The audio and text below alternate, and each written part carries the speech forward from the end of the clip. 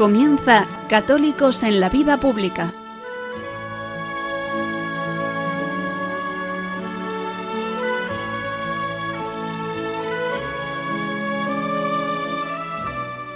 Un espacio dirigido en Radio María por Luis Zayas.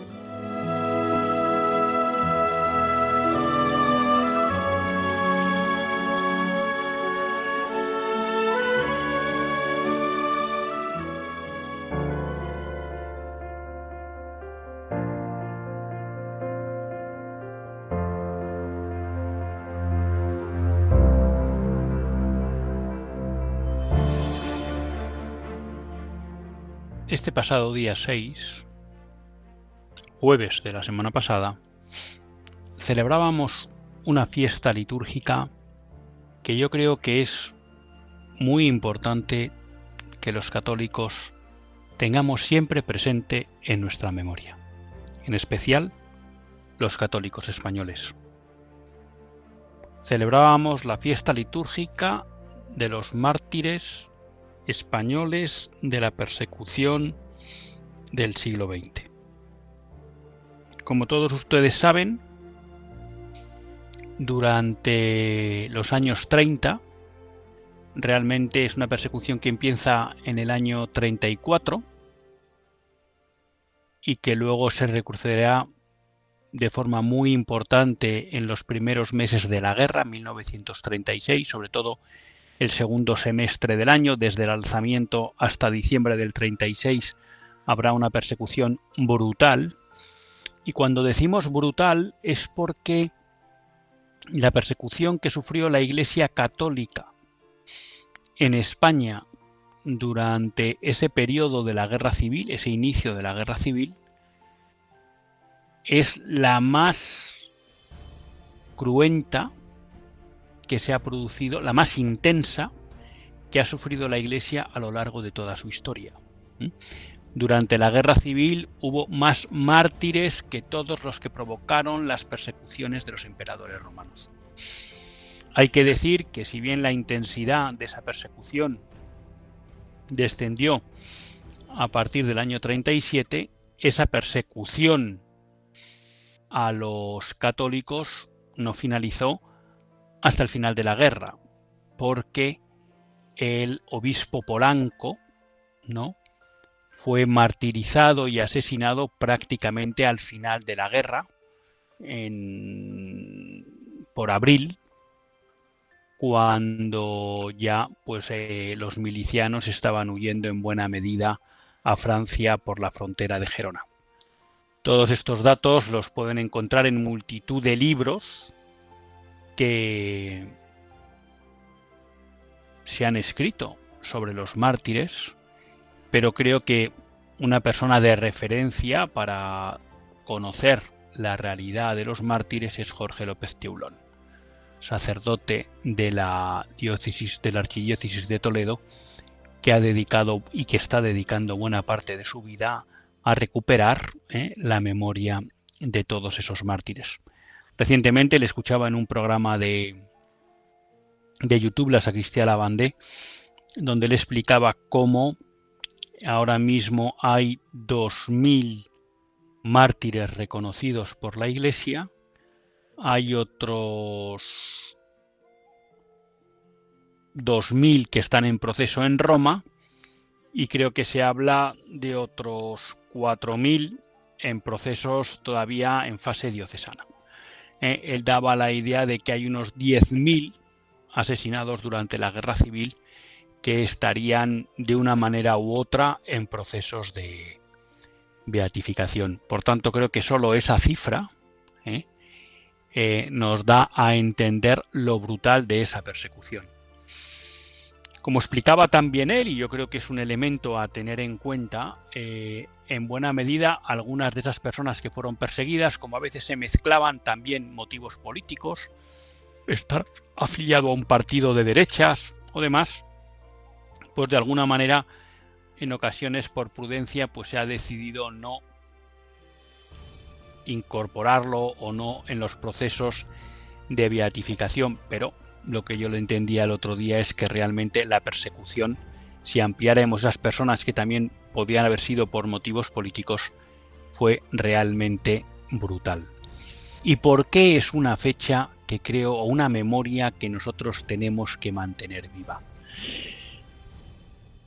Pues aquí no me queda otra que remitirme a una homilía que yo les he comentado varias veces en este programa, que pronunció Monseñor Rech en el cementerio de los mártires de Paracuellos, la Catedral de los Mártires, como le gustaba llamar a él. Y en esa homilía, Monseñor Rech explicaba cómo, de alguna manera, la República, fundamentalmente con la llegada ya del Frente Popular en los últimos meses de la República, el año 36, y lo que fue luego la Guerra Civil, fue realmente un intento de borrar de la faz de España la fe católica y la presencia de la Iglesia católica. Realmente podemos decir que en España, durante los años 30, se va incubando se va dando a luz, porque quizá incubando se había incubado en los años anteriores, ya en el reinado de Alfonso XIII, con la aparición del Partido Socialista, de los anarquistas y demás, y incluso de buena parte de los movimientos republicanos, ya se iba incubando, ¿no?, un proceso que realmente lo que buscaba era una transformación total de lo que es España. Y esa transformación consistía, de alguna manera, no solo en convertir España en una república frente a su tradición monárquica, sino también en convertir España, para unos, en un Estado laico, para otros, en una república comunista al estilo de la Unión Soviética. Y realmente en esos, vamos a llamar, tres intereses diversos, pero que todos confluían en una idea: España tenía que dejar de ser una nación católica. Y cuando realmente se pasa a la fuerza, hay un intento real de aniquilar a la Iglesia católica y a los fieles católicos. Alguien dirá, bueno, eso pudo ser fruto del alzamiento y de la guerra civil. Bueno, yo creo que cuando uno lee, estudia la historia de la guerra civil de la República, se da cuenta de que desde el inicio ya hay un intento de persecución y de limitar en buena medida la actividad apostólica y social de la Iglesia católica. Entre otras cosas, tendremos la expulsión de los jesuitas, tendremos los intentos de limitar la actividad educativa de las órdenes religiosas y demás. Pero luego, también en el año 34, en ese primer conato de revolución que surge dentro de lo que es la República, es decir, 2 años antes de que se produjera la Guerra Civil, vemos también cómo hay un primer intento de ataque ya, de exterminio, ¿no?, de acabar con miembros de la Iglesia católica, sean sacerdotes o sean fieles. Y de alguna manera ese intento de aniquilamiento pues se elevará ya al grado sumo durante la Guerra Civil. Y como decía Monseñor Rech, ¿por qué no fue posible para aquellos que querían eliminar la fe católica y la Iglesia católica de la faz de España lograr su objetivo? Pues él decía, en buena medida por la sangre de estos mártires que dieron sin dudar su vida por la fe católica. Él decía, la sangre de estos mártires impidió que el cielo se cerrara sobre España. Y por tanto creo, queridos amigos, que si España en los últimos prácticamente ya 100 años ha podido disfrutar de la permanencia de la Iglesia católica y de la fe católica, ha sido gracias a estos mártires, a la sangre de estos mártires. Y hay un hecho sorprendente cuando se habla de la persecución religiosa en España, y es que no se conoce apostasía. Lo recordaba el pasado jueves el sacerdote en la misa a la que acudí ese jueves y nos decía: no se conoce un caso de apostasía en la persecución religiosa de España. Por tanto, esto creo que nos plantea dos cuestiones. La primera, pensar en qué tipo de sociedad era aquella que muchas veces se ha tratado de denigrar como inculta, como atrasada, con falta de formación, incluso muchas veces, lo mismo que pasa en los años del franquismo, se ha tildado de una fe sociológica.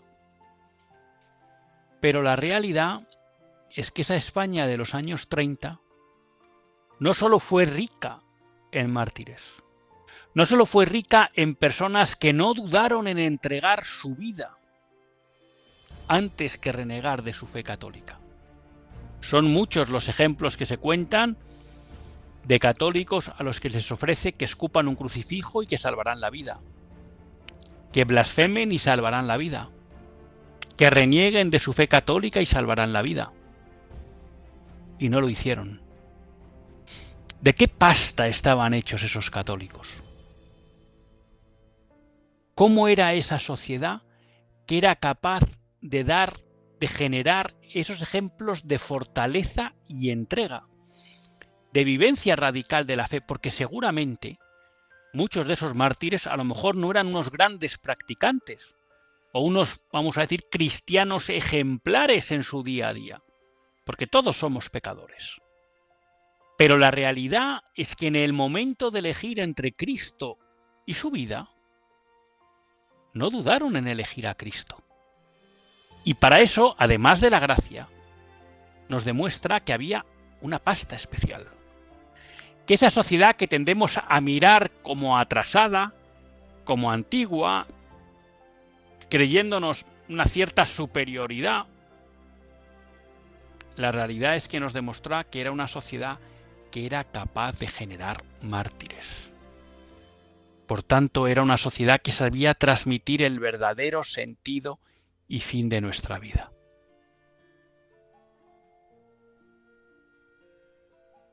Y la pregunta que nos surge a nosotros,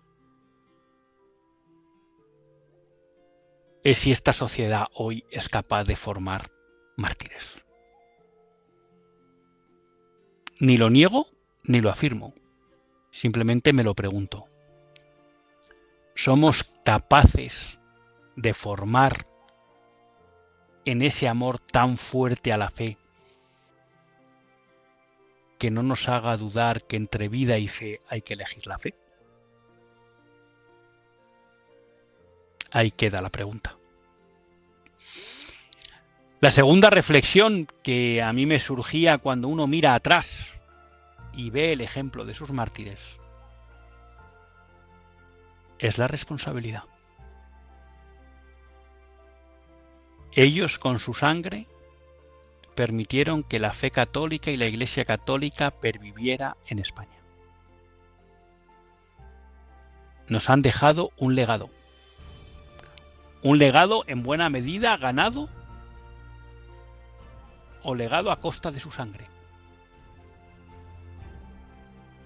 Creo que eso es una responsabilidad para nosotros. Tenemos el deber de proteger, de conservar, de engrandecer el legado que ellos nos dieron. ¿Somos conscientes de esa responsabilidad? En su exhortación sobre la santidad, Gaudete et Exsultate, el Papa Francisco hablaba o trazaba la imagen de alguna manera de cómo todos los santos que están en el cielo nos miran y cómo nos animan a seguir su ejemplo, cómo el ejemplo de los santos nos debería interpelar. ¿Cuánto más los mártires? ¿Qué pensarán de nosotros todos esos mártires que dieron su vida por la fe y para que esa fe perviviera en España? de nosotros? ¿Somos dignos de esos mártires? ¿Estamos protegiendo, conservando, difundiendo el legado que nos dieron? De nuevo, no quiero contestar esa pregunta. Simplemente la lanzo. ¿Somos conscientes de la responsabilidad que tenemos con la Iglesia y con la fe católica tras el ejemplo martirial de nuestros antepasados?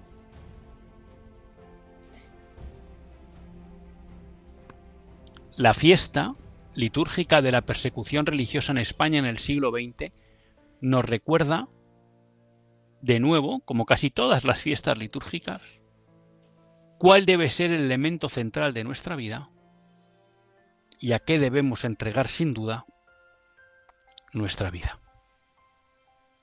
Ojalá seamos dignos de esos mártires. Ojalá nunca olvidemos su memoria. Ojalá seamos capaces de preservar, conservar y engrandecer su legado. Comenzamos.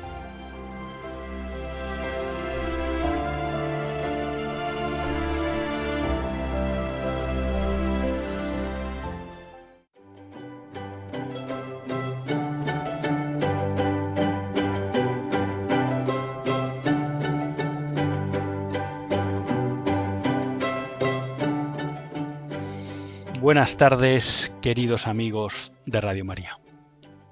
Un lunes más volvemos fieles a la cita con todos ustedes en los estudios de Radio María.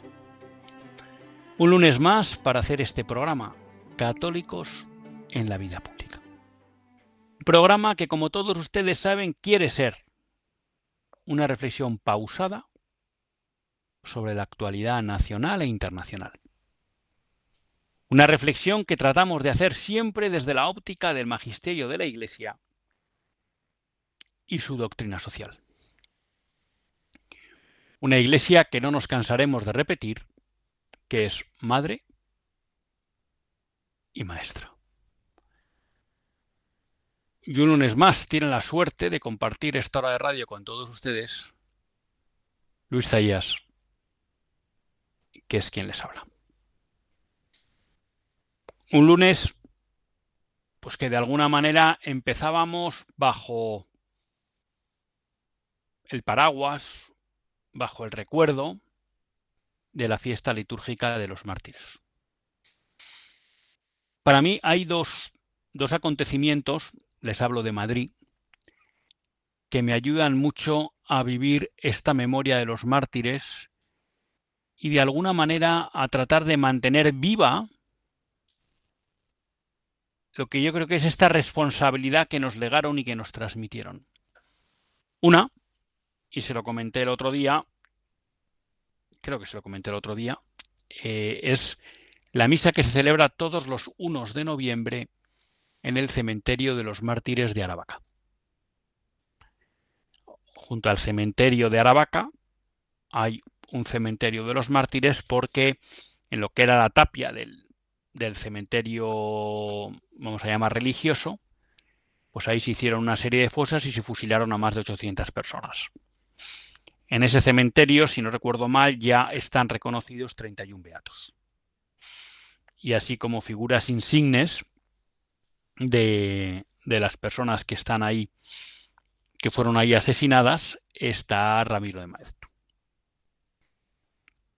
Pero en el mes de noviembre también se celebra una misa especial en el cementerio de los mártires de Paracuellos, donde se calcula que hay, pues no sé, honradamente ahora me baila la cifra, pero más de 4.000 personas que fueron asesinadas y enterradas ahí en fosas comunes.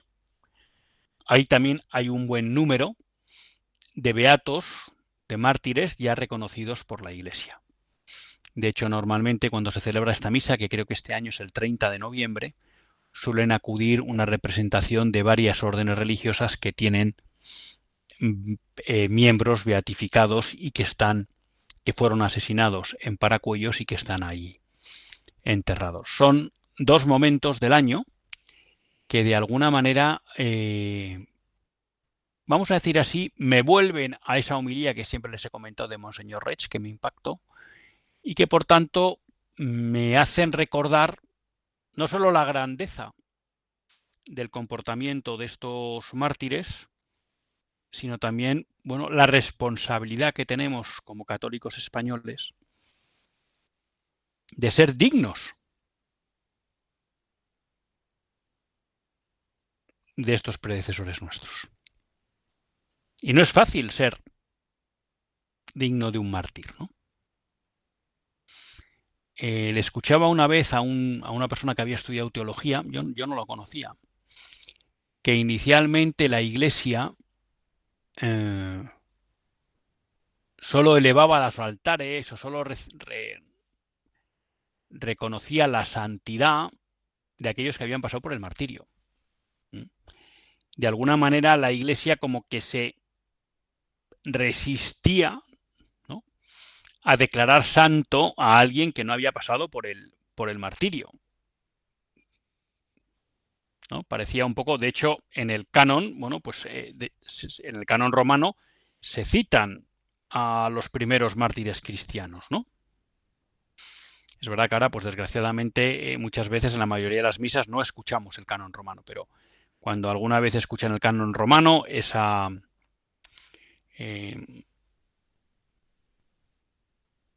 ahora no me sale la palabra técnica para hablar de...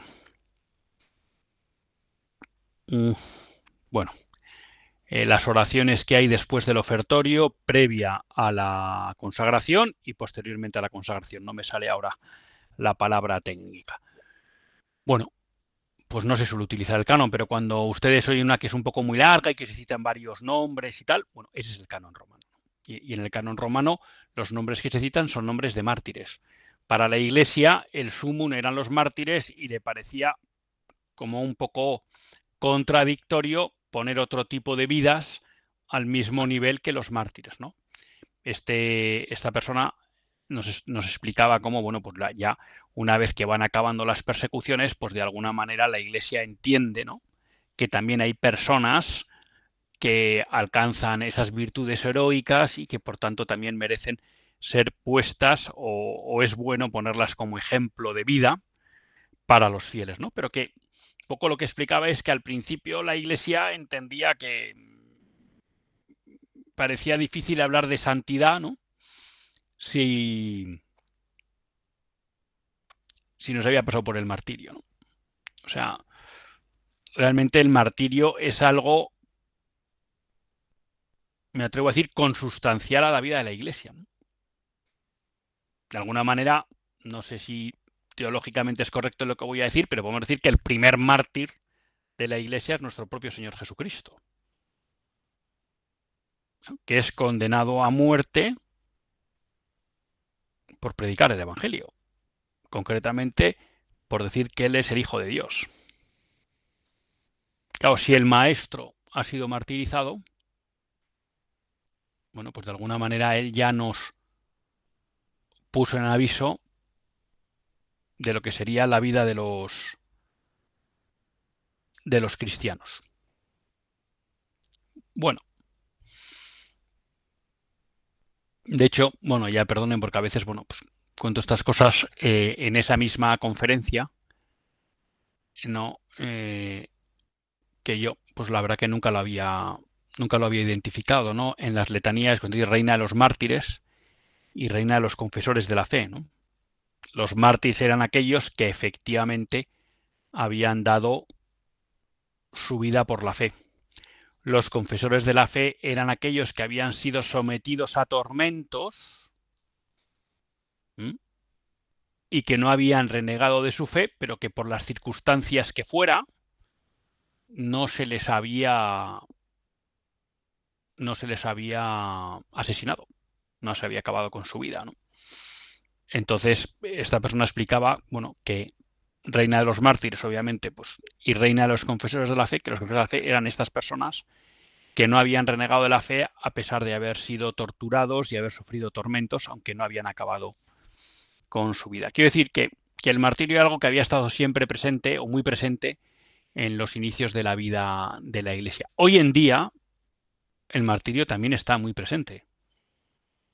Estamos viendo lo que está sucediendo en Nigeria. Hablábamos la semana pasada de cómo el presidente de Estados Unidos, Donald Trump, había dicho que se oponía o que quería tomar alguna medida para parar con ese genocidio, pero es que eso mismo está pasando en el Congo, eso mismo está pasando en Benín, eso mismo está pasando en Mali, donde hay toda una serie de guerrillas islamistas, la más conocida en Nigeria, Boko Haram, que de alguna manera están acabando con los cristianos, ¿no? Hay un intento, tanto por parte de la ONU como incluso de las autoridades nigerianas, que si no me equivoco el otro día leía que eran islamistas, que están tratando de quitar hierro a esa persecución diciendo que, bueno, que en el fondo son guerrillas que están matando a todo tipo de ciudadanos, no solo a los cristianos.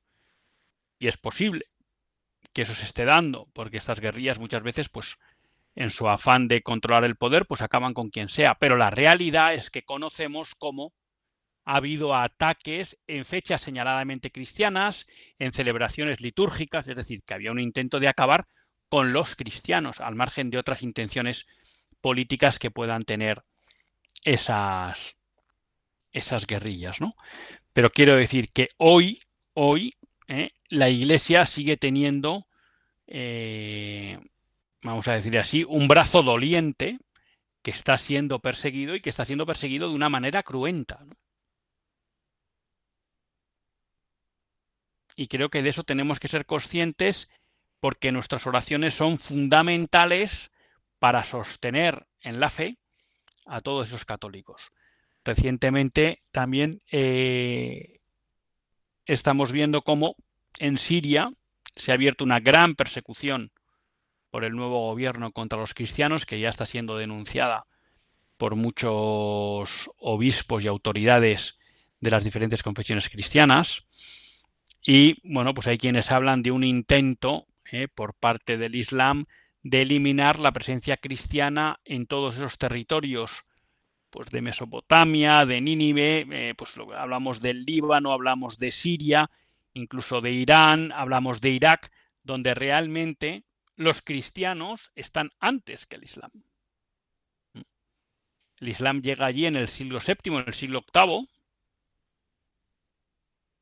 y lo que pasa es que ha ido eliminando la presencia cristiana. Incluso,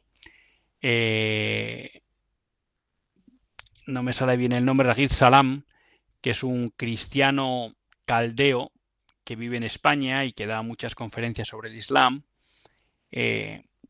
católico sirio caldeo. Él explica cómo, incluso en un país donde de alguna manera la persecución contra los cristianos no era, vamos a decir, directa, ¿no?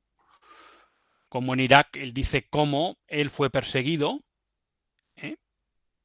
e incluso pues que cada vez que había un acto de violencia de personas musulmanas contra cristianos, eso nunca era castigado, porque de alguna manera el Corán justificaba esa violencia y por tanto no cabía pena contra los ataques a cristianos. Y señalaba que cuando era destruida una iglesia cristiana no se permitía volverla a levantar. Es decir, que aunque hubiera una entente más o menos pacífica entre musulmanes y cristianos en esos países y de alguna manera no hubiera una beligerancia oficial y permanente contra el cristianismo y los cristianos no solo eran personas de segunda, sino que tenían limitaciones concretas para poder divulgar y evangelizar. Por tanto, bueno, pues no solo mantengamos la memoria de los mártires españoles de los años 30, la República y la Guerra Civil, como también seamos conscientes de que hoy también hay muchos mártires y que nos tenemos que acordar y rezar por ellos, porque la oración es lo que más ayuda a mantenerles en la fe. Tengo varias noticias pues que son antiguas y por las que no hemos pasado, pero que creo que conviene recordarlas. Son noticias de semanas anteriores que, por cómo a veces va la actualidad o algunas cuestiones que queremos tratar, pues hemos ido relegando un poco, no porque fueran menos importantes, pero que porque quizá el comentario podía ser un poco atemporal. La primera que me parece importante es una nueva norma que está promulgando el gobierno, no sé si ha sido ya aprobada, en relación con las universidades privadas. Y alguien dirá, bueno, ¿y por qué nos preocupan las universidades privadas? Bueno, porque cuando nosotros nos acercamos a la doctrina social de la Iglesia, al magisterio de la Iglesia, y lo que habla sobre educación, que por cierto, todavía no lo he podido leer, pero el Papa León XIV acaba de publicar una carta o una exhortación sobre la educación con motivo de, no sé si eran los 60 años del aniversario de la Constitución o el documento sobre educación del Concilio Vaticano II. Uno, siempre que se acerca al ámbito de la educación, en el magisterio de la Iglesia y en la doctrina social, hay un principio claro, y es que los principales responsables de la educación de sus hijos son los padres. A veces, quizá podemos identificar que cuando hablamos del derecho a educar a nuestros hijos, pues como que nos centramos en la enseñanza media, hasta los 18 años. Pero realmente es todo. Es todo. ¿Por qué? Porque a los que corresponde el deber de educar, y cuando decimos educar, necesariamente estamos hablando de definir los criterios morales con los que se deben educar sus hijos, es a los padres. Y eso vale tanto para la enseñanza media como para la enseñanza universitaria o la orientación profesional. Claro, ¿esto qué supone? Que desde la óptica de la doctrina social de la Iglesia, el principal actor en la educación, en la sociedad, debe ser la iniciativa social, la iniciativa privada. Y eso vale tanto para la enseñanza media como para la enseñanza superior. La formación profesional o la universitaria. Y por tanto, esto supone o presupone que el papel del Estado debe ser un papel subsidiario. Y un papel subsidiario quiere decir que es que el Estado actuará allí donde no llega la iniciativa social. No al revés. En España, en buena medida,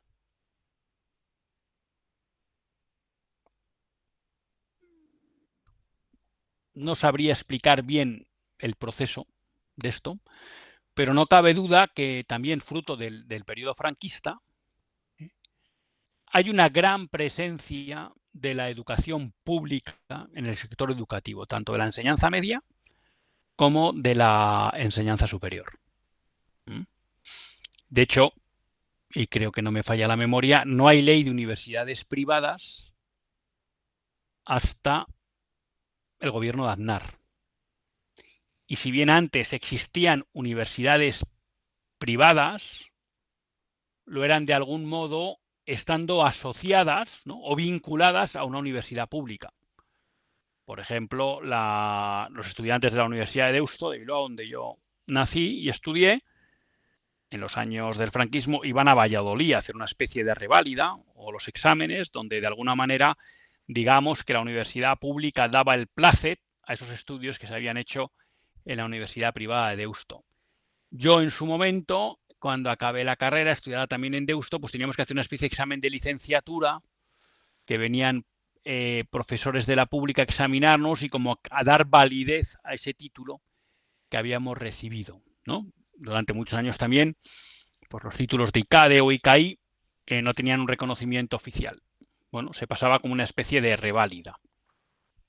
Bueno, en los años de Aznar aparece la primera ley de universidades privadas y ya empieza a haber universidades privadas.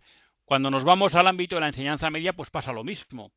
No cabe duda que la época de Franco supone unos años de un gran esfuerzo por mejorar el nivel educativo de España, por la alfabetización, y eso hará que el Estado ponga muchos recursos, ¿no?, para facilitar ese acceso, vamos a decir, universal a la educación de buena parte de los españoles, y por tanto ahí aparecerá un sector público en la educación pues muy potente.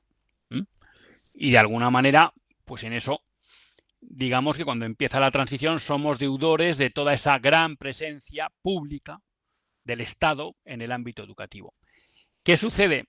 Que esa presencia tan fuerte del Estado esos años no es distorsionadora porque hablamos de un Estado que se considera católico y que por tanto lo que promueve es una visión cristiana del hombre y de la sociedad. Pero en cualquier caso, repito, el papel que asigna la doctrina social de la Iglesia, el magisterio, al Estado en el ámbito educativo es un papel subsidiario. Subsidiario. Bueno, ¿qué nos encontramos? Que claramente desde que se inicia la transición, sobre todo con la llegada de Felipe González, ¿no?, ya empieza a haber un ataque a la presencia de la iniciativa social y privada en el ámbito educativo. Y ahí aparecerán las leyes de la LODE, la LOCSE, luego la LOE, no sé cómo es ahora, la LOMLOE, la LOMCE creo que es también la de Zapatero. Bueno, que lo que van haciendo es tratar de expulsar del ámbito educativo a la iniciativa social o privada. Y, fundamentalmente, si no le puede expulsar, sí tenerla bajo control. Un instrumento para tenerla bajo control fueron los conciertos, que podían tener alguna cierta bondad desde el ámbito determinado, desde la óptica de determinadas personas, porque entendían que el concierto educativo permitía facilitar el acceso de capas sociales más humildes a la educación, pero de hecho es un instrumento que ha permitido tener el control de buena parte de la educación católica en España. Pero no solo ha habido un control económico, ha habido también un control de ideario, porque de alguna manera es el Estado, a través de sus leyes educativas, el que define cuál es el currículum y los contenidos que se debe enseñar en todo el ámbito educativo, sea público, sea concertado o sea privado. Y además, desde Felipe González, pero sobre todo con Zapatero y con Sánchez, ha habido un permanente aumento del carácter ideológico de los contenidos que se obligaban a transmitir en los currículums. Tanto de enseñanza media, donde ha sido más presente esa influencia, ¿no?, pues con Educación para la Ciudadanía, por ejemplo, pero también en el ámbito universitario, porque no olviden que la ley, por ejemplo, de salud sexual y reproductiva de Zapatero, la ley del aborto, pues obligaba a que en las facultades de medicina se enseñara cómo ejecutar el aborto, etc. etc. ¿Vale? O sea, había también un intento de adoctrinamiento. Un intento de adoctrinamiento a través de la educación, que es algo propio de todos los movimientos políticos que tienen su raíz, ¿no?, en la Revolución Francesa. Y a partir de ahí tenemos el anarquismo, el liberalismo y el socialismo. Vale. En el ámbito universitario, una vez que aparecen las universidades privadas, aún así el Estado siempre se ha reservado la posibilidad de controlar los títulos que querían ofrecer las entidades privadas, las universidades privadas. Y así que luego ese control se ha ido recrudeciendo a través de los gobiernos de Zapatero y de Sánchez, pues han tratado hay una agencia de calificación, la NECA, que tiene que validar los títulos que quieren ofrecer las universidades privadas.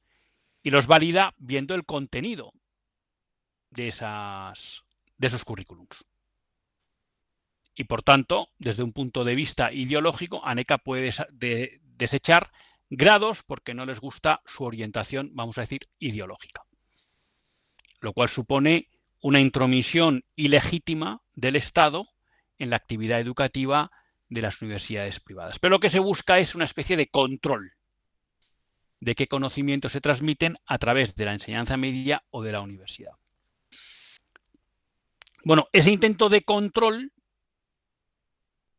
va a ir en aumento con esta nueva ley. En primer lugar, porque va a establecer un número mínimo de alumnos que deben tener las universidades. Es decir, va a exigir que para ser universidad privada al menos debas tener 4.500 alumnos. Eso supone que universidades privadas que hoy existen tendrán que dejar de ser universidades y tendrán que asociarse a alguna universidad pública. Y la pregunta es, ¿y por qué?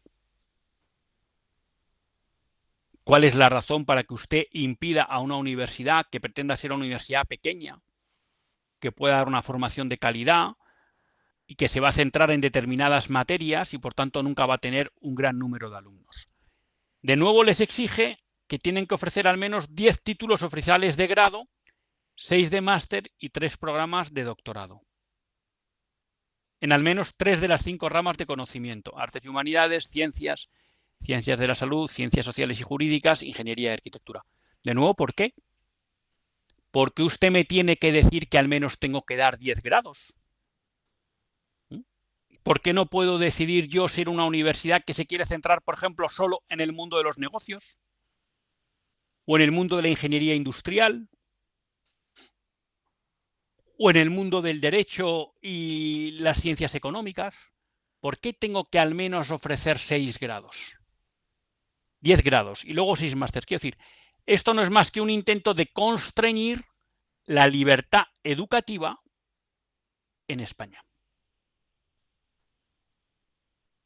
Finalmente, además, pues estas universidades, esta ley lo que va a exigir es que haya un mínimo, un número mínimo de personal docente investigador, de doctores y demás. Claro, la excusa de esto es siempre la misma, ¿no? No, es que con esto lo que queremos es garantizar la calidad. Pero esto es un mantra falso. En primer lugar, porque se ha demostrado que esto no garantiza la calidad y lo pueden ver con multitud de universidades públicas que no son un ejemplo de calidad, lo mismo que también de universidades privadas. Y siempre se vende bajo la idea de que es que vamos a proteger a los alumnos y a las familias de que no sean engañadas. Por supuesto, siempre cabe el engaño por parte de cualquier tipo de iniciativa empresarial, pública o privada. Pero la realidad es que los padres, ¿no?, las familias, son suficientemente mayores para saber dónde mandar a sus hijos. Y cuando hay una institución que lo que el mercado percibe o la sociedad percibe es que las personas que pasan por ella no adquieren un buen nivel de cualificación, pues la gente deja de ir a esos sitios, a esos colegios o a esas universidades. No hace falta que venga papá Estado a tratar de protegernos. En primer lugar, porque, repito, todos estos requisitos tampoco garantizan la calidad. Pero lo que sí hay detrás, y yo creo que es importante denunciarlo y que seamos conscientes, es un intento de control por parte del Estado de toda la actividad educativa. Intento que ahora se está concentrando en buena medida en la universidad privada, a la que tratan de denigrar y tratan de controlar. Porque obviamente el hecho de que pueda haber instituciones donde se forja un criterio distinto al que le interesa al poder, no gusta a los detentadores del poder. Y no olvidemos que fundamentalmente aquellas ideologías nacidas del ámbito del marxismo siempre lo que han tratado es de controlar la sociedad. Y por tanto siempre les ha molestado la libertad de iniciativa que pueda provocar que surjan personas que no quieran tragar con el discurso dominante que tratan de imponer. Es verdad que en este punto, cuando nos vamos a una sociedad vamos a llamar de matriz liberal, no de matriz marxista, en este punto la libertad educativa suele estar más protegida. Pero la realidad es que la experiencia que venimos viviendo en España es que siempre que ha habido gobiernos socialistas, lo que han tratado es de limitar lo más posible la iniciativa privada en el ámbito educativo. Y esta ley lo que trata es de dar una vuelta de tuerca más, en el ámbito de las universidades. Y creo que tenemos que ser conscientes de estos. Y creo, bueno, pues que en buena medida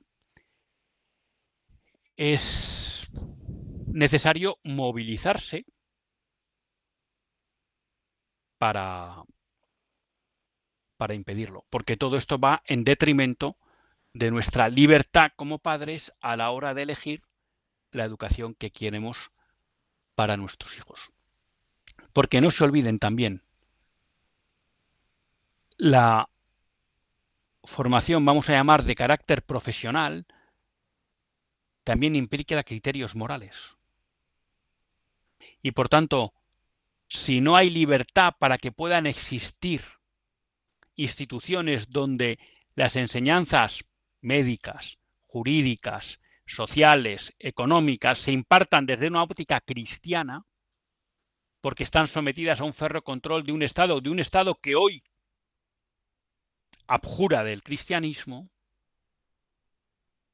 pues eso estará provocando también que los futuros profesionales de nuestra sociedad, que serán nuestros hijos y nuestros nietos entre ellos, no apliquen los criterios morales adecuados para que esas profesiones contribuyan al bien común. Por tanto, aquí también es muy relevante el que pueda haber una verdadera libertad educativa y en que el Estado cumpla su papel verdadero, que es el de subsidiario. Vamos a hacer una breve pausa y continuamos en Católicos en la Vida Pública.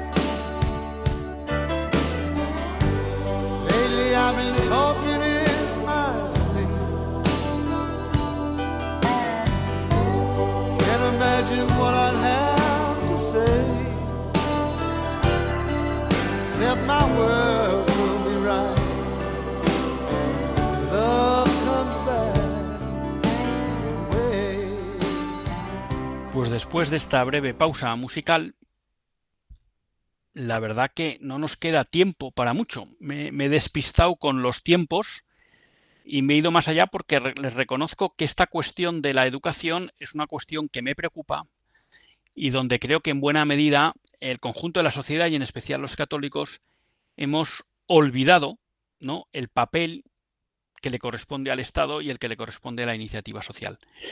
Pero sí me gustaría apuntar dos noticias más que tenía para hablar con todos ustedes. Una, el hecho de que el Ministerio de Educación, Formación Profesional y Deportes, liderado por la socialista Pilar Alegría, está imponiendo a determinados colegios de Ceuta el menú halal, que es el menú adaptado a las normas islámicas. Y por tanto está imponiendo a alumnos que no son islámicos unos menús de mujer de religión islámica. Creo que esto no es justo. comprendo que siempre podemos hablar de que hay un conflicto o de cuál debe ser nuestra posición ante la llegada de personas que tienen otras costumbres y otras religiones. A veces religiones que no son compatibles con nuestras costumbres. Y puedo entender que haya personas que digan, hombre, pues si no comen cerdo, no les obliguemos a comer cerdo en nuestros colegios. Puedo entender que se dé esa opción. De decir, bueno, haremos un menú, dado que tenemos personas de religión islámica que no pueden comer cerdo, pues en los colegios damos la opción de que cuando haya cerdo se coma otra cosa. Lo puedo entender. No creo que es una obligación de la sociedad de acogida. Y por tanto puedo entender que haya sociedades que digan, no queremos ir por ahí. Pero no veo mal el que haya sociedades que digan, vamos a dar esta opción. Lo que me parece injusto, me parece ilegítimo y me atrevo a decir hasta preocupante, es que fruto de la llegada de personas que no comparten nuestras costumbres, el Estado obligue a los españoles a cambiar nuestras costumbres. Y por tanto elimine, por ejemplo, el cerdo de la comida en los colegios. Y alguien dirá, bueno, pues si no pasa nada por no comer cerdo, ¿no? Si el hecho no es si comer cerdo no o no, sí o no. El hecho es que el Estado nos está obligando a vivir según unas costumbres que no son las nuestras. Costumbres que han traído personas que no son oriundas de España. Y que por tanto, por vía indirecta y a través del papel del Estado, de la función del Estado, nos imponen esas costumbres que son ajenas a nuestra historia y tradición. Y creo que esto es grave y esto hay que denunciarlo. Porque, repito, no estamos hablando de que el Estado pida o incluso imponga que se ofrezca una alternativa al cerdo cuando hay comida que contiene cerdo, porque puede haber alumnos que no lo pueden tomar por precepto religioso, sino que está obligando a que todos sigamos unas costumbres que no son las nuestras. Y creo que esto es preocupante. Y creo que no es bueno para la sociedad.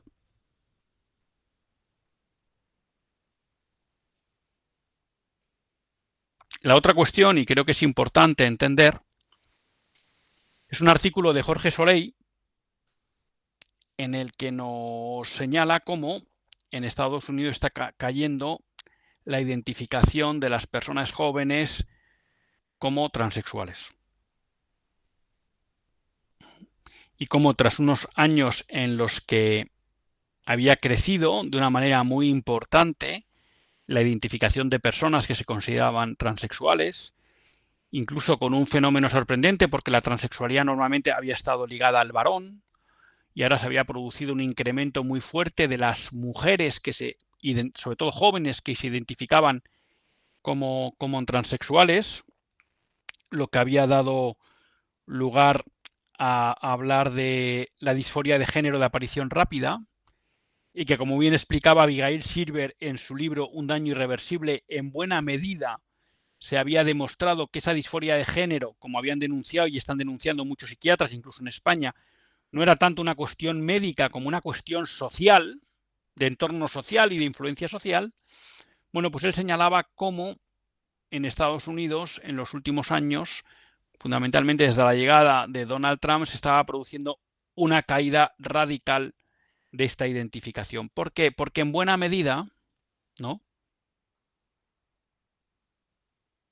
la ideología de género en Estados Unidos no está de moda.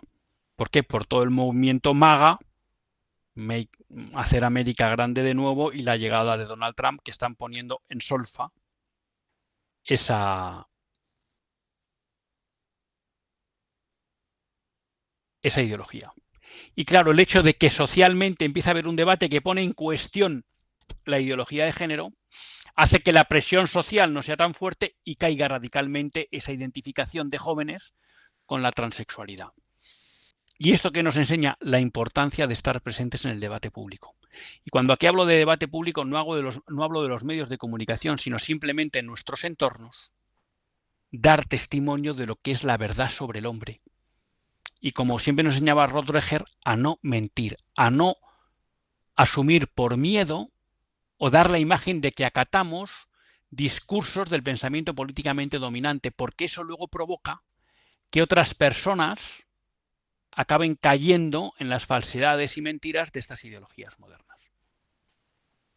Y esto en buena parte viene provocado por esa ruptura del marco mental woke que está provocando Donald Trump en Estados Unidos y que está llevando al hecho de que, como la ideología de género se pone en solfa, esa especie de presión social sobre muchos jóvenes para identificarse como trans cae y, por tanto, se reduce el número de jóvenes que se identifican como tales. La verdad que me hubiera gustado dedicar más tiempo a estas dos noticias, pero les reconozco que me he despistado y se me ha ido el tiempo del programa. Me despido hasta el próximo lunes, si Dios quiere. Que Dios les bendiga.